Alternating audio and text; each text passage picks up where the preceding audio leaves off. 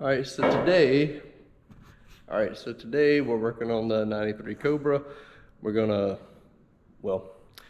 I'm going to pull the dash cluster out so I can change the bulbs in it, because as you know, we have a couple bulbs that aren't working here in the dash on basically the tack side of it. So to do that, I've got to go in here and remove some components to get to it. Some of those tools you're going to need, just an assortment of tools laying down here. One tool in particular is this fancy tool here, which allows you to get in under the glass here and turn these screws out. There's actually two screws up here that you're going to need to remove. When we get to that point, remove this shroud, which will actually come out so you can actually get in here and get close to it. There's also some tabs in here around the headlight switch, and same tabs over here, so you can pull these switches out, unplug the connectors. These switches come off, the connectors go through. That will allow this to come out. Same thing down here. Before that comes out, there's a plastic shroud here that goes between the steering wheel and the front. There's two Phillips screws in the bottom. You remove those. This little clamshell design will come apart. So I'll pull this out of the way. I'll unplug these connections, remove those two screws up there. Before you get too far, there's also screws in the bottom. To get those out, you actually have to remove this bottom cover piece here. So there's a couple of screws down here. You remove those, and we'll pop this down and out of the way. And then I'll have this disassembled for you and show you how to take those pieces out. Then we'll get the cluster out enough so I can change the bulbs in it. And because one burn out and they're all so old, I'll probably go ahead and put all brand new bulbs in the thing while I got it out, because if one burns out, they're probably all going to burn out anyway. And we'll get them all updated. That we won't have any issues with lighting behind the dash gauges. Okay, so I've taken the two screws out of the bottom of this clamshell cover here. This is the top. You just basically come in here and just remove it like so. We'll put it down here out of the way. And then this piece, once you get the screws off the bottom, it's an interference fit. So you have to grasp it and just kind of pop it loose here, like that. You see these little clips that hold it in place there. And that gets that off. We'll stick it over here out of the way. And now you'll see this little knee protector here with this piece of metal. It's supposed to protect your knees if you get into a front end collision. But what you're looking for here are these screws, which are here. There's one on each side. We need to loosen those, which are the top of this panel, but that will allow us to get the bottom of this plastic surround loosened. So once I get those off, then we'll be able to pull this out. So I got to get those two off on the bottom, the two on the top, and then get these switches loose on each side. Then I can remove this surround and we can proceed on a little more with getting to the bulbs. So you just have to take your time, be gentle with it. It is almost 30-year-old stuff here, so don't pull on it. If it feels like it's in a bind, make sure you get all the screws out first. Note, before you get too far here, and when you get those off and you get this metal plate down, there is one more screw. It's right here to the right side of the bolt you took off of that metal plate. There's a screw right here. You need to take that screw out. You can see it allows you to have some movement here. I still got to take the top ones out, but you got to get that screw out or you'll have a tough time. So make sure you take that screw out. Now we can move up to the top. And I can start taking these two screws out up here. All right, so quick interlude here. I got the two screws off the top, and before I start pulling out, you got to get these switches out. Now, a trick to keep from breaking them, you take a flat blade screwdriver or something real small like a pick. You put a little pressure on the inside and try to prise a little bit out. And then what you want to do, you're going to go in here and see if I can show you a little better. There's little tabs. They're right here. One here and one here on each side. You push those in and you can release it. So you put a little pressure on this side to pull it up. You put pressure here and here, and you can actually pop it. They pop right out real easy without breaking it. The same as say, you pull a little tension here, and there's a tab here and here, and you can pop them right out without breaking them. Ask me how I know. I've had a ton of Fox bodies over the years, and that's how you get them out. And now I'll just go in here and I'll remove the connections for the lights on each side. And then once the switch is out of the way, the connectors drop back in, and then this piece easily pulls out of the way. So I'll get that off real quick and we'll have access to the actual cluster.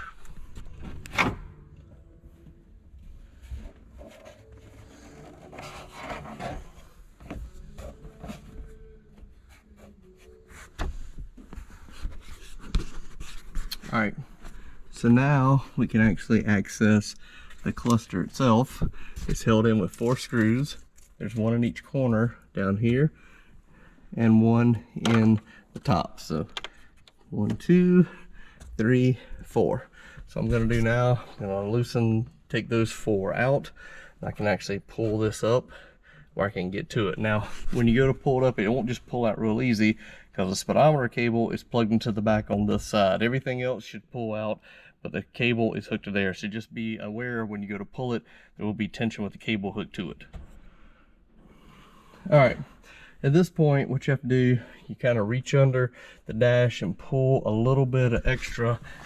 You reach up under here and you squeeze the speedometer connection. There's a connection right here. You squeeze the tabs on each side and pop it loose. There's a connection on the other side, you squeeze it. And once you do, then you can take the whole cluster like this and you can literally slide it up and out of the way. I want to show you on the back and get to this point.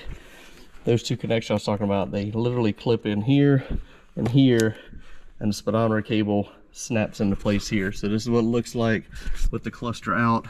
This is your connection on this side where it just snaps into place. There's your connection here, and there's your speedometer cable, and there's hardly any slack whatsoever. So you kind of got to manipulate either under the dash back here and reach in, but you have to reach right here and you just basically squeeze this connection, squeeze right around here, and then pull and it'll pop off. So real easy to get into that point. And you'll notice here they actually wired in. This is for the lights going to the aftermarket gauges that were put into this car for boost, fuel, and water. What we're looking at here, we know that it doesn't burn the bulb on this side. So basically it should be this one right here. Just quarter turn and pop it off. These just literally pull out like that. So you just pop it out of the socket, go to the hardware store or go to the car part store and get the number off of it. Now I'll have to look at it real close in a minute and I'll give you the number off of it. If I can't see it now, yeah, I have to look. But I'm gonna get new bulbs for those, and you pop it in the socket and literally put it in here, turn it, and you're done. So I'm gonna pull the bulbs out that light up the rest of the cluster. There's some in each spot here, pretty much in each corner. There should be one there, one here, one there, one here. And we'll change the bulbs. A good thing about why I have this out right now, let me put these here so I don't lose them. Bring this up. This lens is pretty dirty, and I'm going to go ahead and clean that really well and polish it while I have it out. So part of doing a detail on this car, this is actually going to help me significantly because I now have full access to the dash. So I can get in here and I can actually clean the dash up really well and wipe it all down, all the nooks and crannies in here, and get it cleaned up. But this is a big part. You can see the dust, dirt right there. Look at that. Pretty nasty. But the good news is I now have access to this, and if you look in here, you'll see there's dust that's got down inside just because there's an open hole here. I'm going to take this off. These gold screws here will allow me to take that clear lens all the way off. And when I do that, I can take my air hose and blow out all that and probably wipe that off as well. So there'll be no trash on the inside of this whatsoever. So I get that cleaned up and refurbished, and then get the lens all cleaned up and polished before I put it back in the car with the new bulbs. So When this thing goes back together, not only will the bulbs be working with the light through it, but with the dash and the cluster all cleaned, it'll look like brand new again, like a 14,000 mile Cobra should look. So that's how you take your dash apart. Just a few minutes of time and labor. Just take your time.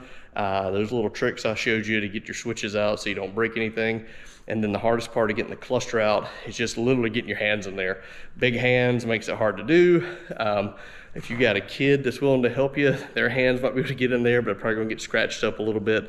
But it is kind of tricky because Ford didn't give you a lot of wiggle room to pull the wiring harness out to unclip it. But other than that, that's it. Pretty straightforward. Okay, so I removed the clear lens, which is here, and I removed the next piece, which is this. And I've got them all separated so I can clean them both individually. And I just didn't want to get anything close to the rest of the gauges. So all this, I can just wipe this off real easy, but I didn't want to hurt the gauges on this and risk damaging the needles or anything. Because again, these things are real fragile. So most of this stuff here, I can just wipe off, you know, wipe around the edges and kind of blow it off real easy. But you'll see all the different bulbs that's in here. So I'm just going to change the bulbs out with brand new bulbs and that'll be done. But this particular lens here and this piece, you can see how dirty they are. I'm gonna do a gentle wash and clean on these, and then I'm gonna polish that plastic lens out a little bit there. Once they're fully dried out and I've got this wiped off, I'll put all that back together and then I can put that back into the car.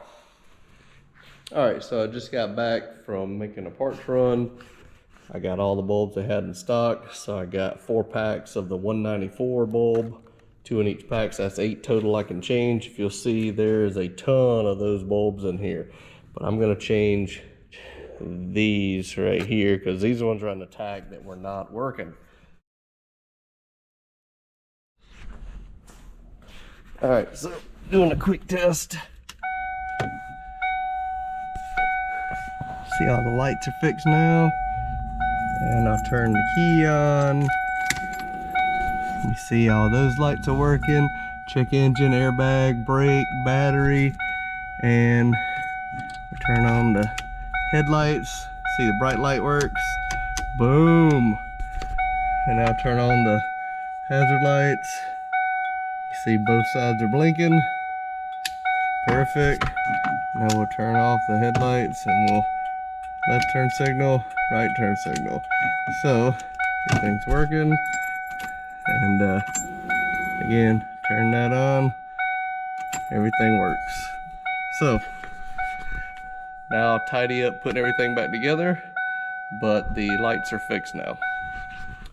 All right, one thing I didn't tell you, when you put those new 194 bulbs in, they do have to be oriented a certain way to work. There's a positive and negative side. Ask me how I know, because I throwed them in here, wasn't paying attention because I haven't put these in a long time, and turned them on and half the dash didn't work. So after some trial and error, I had to pull it back out. Luckily, I always test it first. I just stuck them in here and I put one bolt in and tested it, and I figured out that half of them didn't work. So I went back, tested it, made sure all the other gauges worked too, like the low coolant light and the high beam light and all that worked. And if they didn't work, I just basically pulled the bulb socket out, flipped the bulb around 180 degrees, pushed it back in, and then it worked. So here's the finished results. Turn on the lights.